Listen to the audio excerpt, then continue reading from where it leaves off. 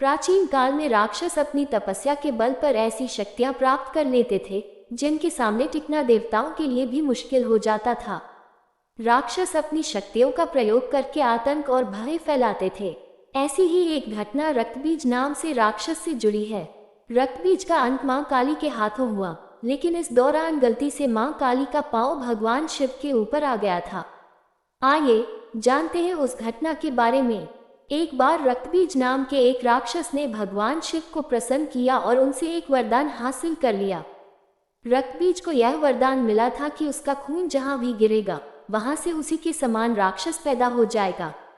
रक्तबीज को अपने इस गुण पर बहुत अभिमान था, इसलिए उसने अपनी शक्तियों का गलत इस्तेमाल करना शुरू कर दिया।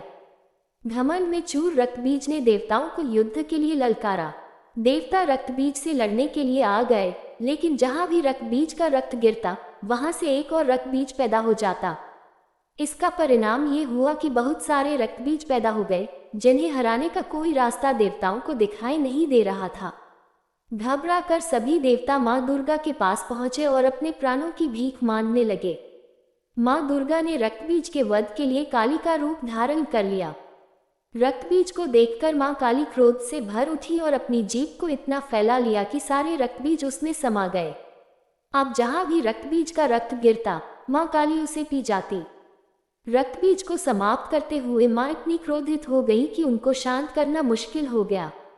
काली मां का यह रूप विनाशकारी हो सकता था, इसलिए सभी देवता भगवान शिव के पास पहुंचे और बोले कि आप ही मां का क्रोध शांत कर सकते हैं। मां काली के क्रोध को शांत करना भगवान शिव के लिए भी आसान नहीं था, इसलिए भगवान शिव काली मां के मार्ग में लेट गए। क्रोधित मां काली ने जैसे ही भगवान शिव के ऊपर पांव रखा वो झिझक कर ठहर गई और उनका गुस्सा शांत हो गया। इस तरह भगवान शिव ने देवताओं की मदद की और मां काली के गुस्से को शांत किया, जो सृष्टि के लिए भयानक हो सकता था।